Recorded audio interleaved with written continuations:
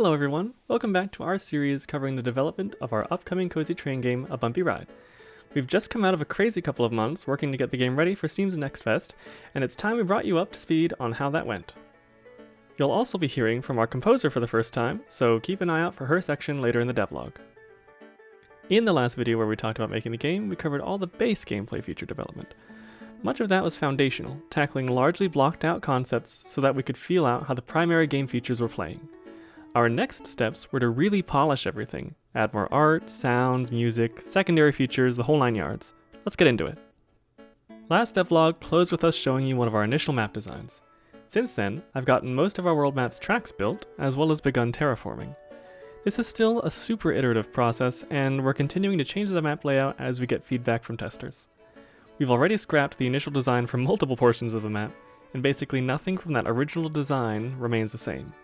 The very first area I locked down, however, was the desert, as we felt it was the best representative of a good teaser to show for the NextFest demo. I really wanted to get the map feeling quite arid out in the open desert, but lush near the bodies of water.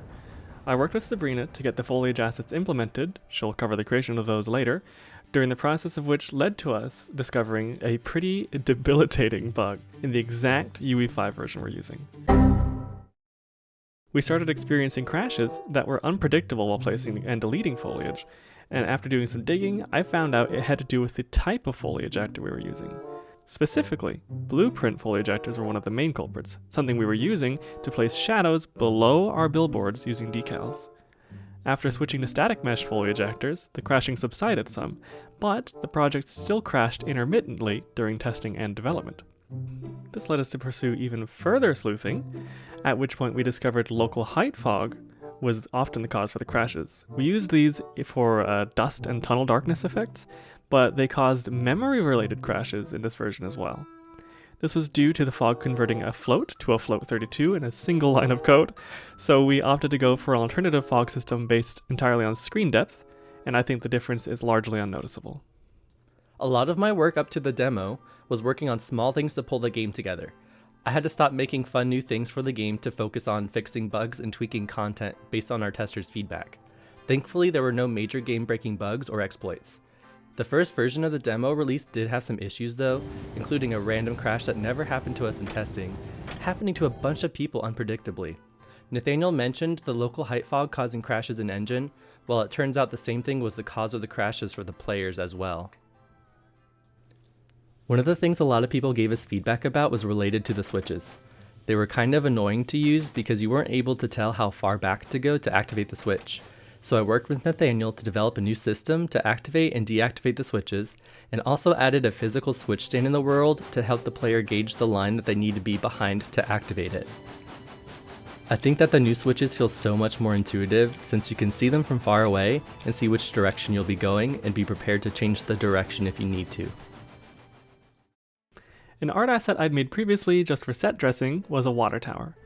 After playing the game for a while and hearing similar thoughts from our testers, we felt there needed to be something that kept players paying attention while they drove around, and water management was just passive enough that it wouldn't impede the otherwise chill gameplay. After working with Josh to build the functions of the system, my job became getting it prepped for animation and subsequently animating it. After some help from my friend Jess, a technical artist I worked with at a previous job, we got the water tower rigged and I made some animations for it. Using an animation graph, the entire animation sequence is now driven by a pair of Boolean variables that can be accessed super easily by other blueprints. For the round of updates leading up to NextFest, I set up a list of goals for new flora, rocks, boulders, and desert-themed passengers. With the biome for our demo chosen, NATHANIEL and I started researching different flora and fauna that would work well for the vision. Plant photo databases were invaluable for our research, and it was fun to learn about so many variations of cacti living together in the beautiful vistas of Yavapai County. Scouring the database felt like taking a little visit to the county, and it inspired me to work towards creating more detailed environments. Thank you, Yavapai County Master Gardeners, for your years of dedicated work researching, cataloging, and photographing the plants. I already made a common tree for each biome, so I started drawing pieces based on the cacti living in Yavapai County. Similar to the trees, I drew each cacti species pieces separately for rearrangement in Blender, to get more than just one cactus per design. I made more custom brushes for cacti spines, manually placed the spines on cacti too small for brushes, shaded each arm, and packed the textures for exporting. In Blender, I made planes for each arm and flower, then painted the vertices for every plane so they'd be compatible with the movement blueprints I made in Unreal. After all the 3D cacti and their variations were implemented into Unreal, I felt like something was missing. The scene felt rather static for such a sandy, windblown environment, so I wondered if cacti are elastic enough to sway in the wind like trees do. I looked it up, and if cacti are tall enough, unlike the little round cacti that are close to the ground, they do have a slight wiggly sway to them.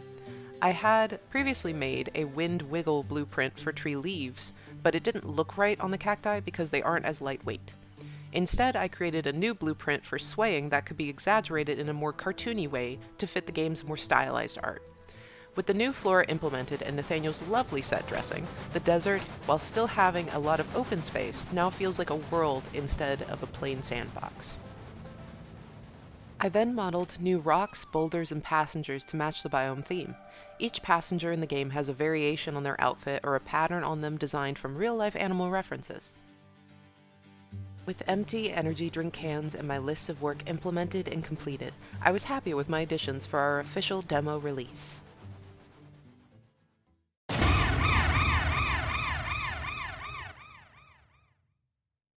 Hi, we haven't had the chance to meet yet, but my name is CYNNAMIN and I'm doing the audio for A Bumpy Ride. I'm a singer and artist with a degree in music production, which is coincidentally where I became friends with Nathaniel. I've been the composer and sound designer on a few games before, but unfortunately, none of them actually made it out of the development stage, so I'm really excited that a project with my friends will be the first one. Since I'm only now making my appearance in the 4th log, we've got quite a bit to catch up on here. I'll try to speedrun this as much as I can. We might as well start with the first thing that you hear when you open the game.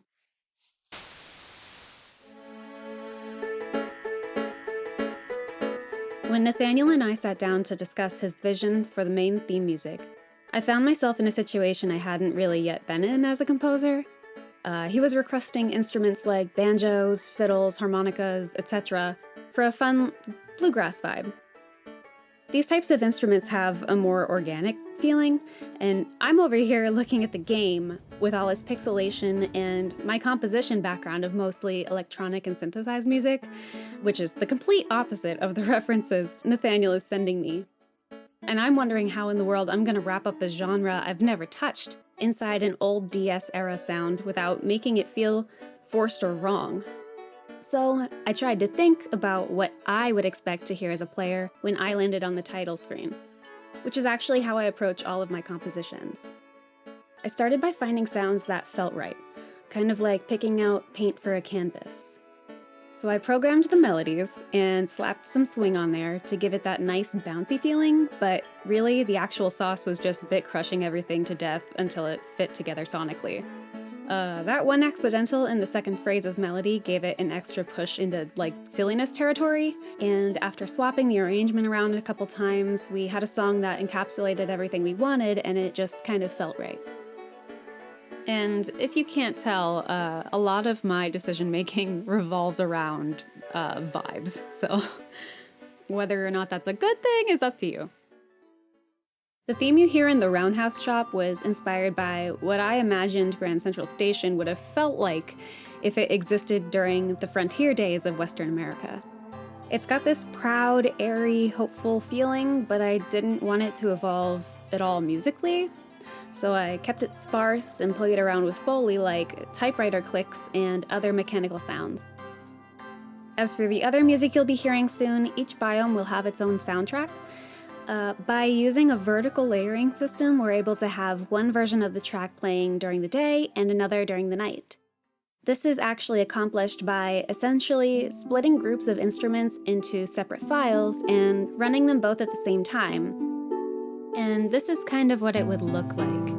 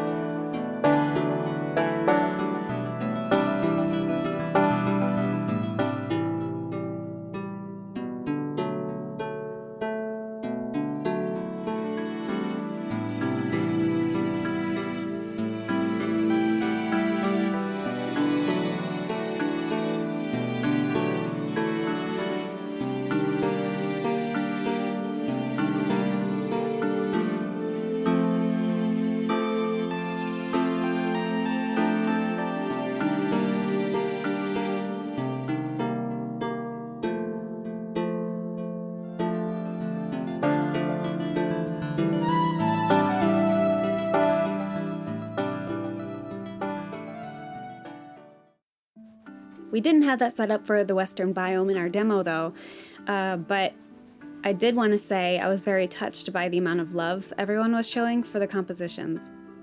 I think comments on game music are kind of rare, and kind of like reviews for a restaurant. Usually people don't say anything unless it's either terrible or fantastic. So needless to say, the positive feedback has been very encouraging, and I'm so glad you're all enjoying it. I think the last thing I'll touch on is an idea that we're unfortunately shelving for now, which is having the train chuffing tied to the BPM of the background music, so it would be in line with the rhythm. The chuffing itself is a sound I made from scratch using a rudimentary stock synthesizer in Logic, basically just manipulating white noise. Having the chuffing intervals dynamically integrated into both the speed of the train and the background music's BPM was feasible but complicated, so I was keeping all of my compositions within a few BPM of each other until we came to the Western music for the demo. Nathaniel wanted a very specific sound that required a large leap in BPM from the other tracks, which would make transitioning the chuffing between biomes suddenly very noticeable to the player and difficult to do smoothly. Plus, I'm not really sure if it would affect how the game runs in a negative way. That's a lot of calculations every second. It's an option I'm still aiming for and would like to explore, but for now, the chuffing is gonna stay tied only to the train. I think that's enough yapping from me for now, so I'll pass it back over to you guys, and I'll see you on the next one. I was so wonderfully tasked by Nathaniel to figure out how to get our game uploaded to Steam. You'd think it would be so simple, just upload a file and then people can play it. I wish it was that easy, but unfortunately, I ended up spending a few hours tackling this. My main issue with figuring this out was that Steam's documentation about how to upload a build was so outdated. Like, the video tutorial they have posted is from 2016. They have changed a lot since then, but never felt the need to update their documentation. After following this tutorial for a while, I just could not get it to work, as it involved altering text files and using command prompt with very specific file directories that just didn't match mine. I ended up watching another game developer that did a tutorial on it. I will link the video in the description if you're interested. His explanation and method were so much simpler, especially because it uses a tool that Steam built themselves to upload games. This tool was not mentioned anywhere in Steam's documentation, so I'm glad that he showed me how to use it. Once I got it figured out and set up, it was a breeze. It was surreal playing our game through Steam for the first time. I didn't think we'd get this far.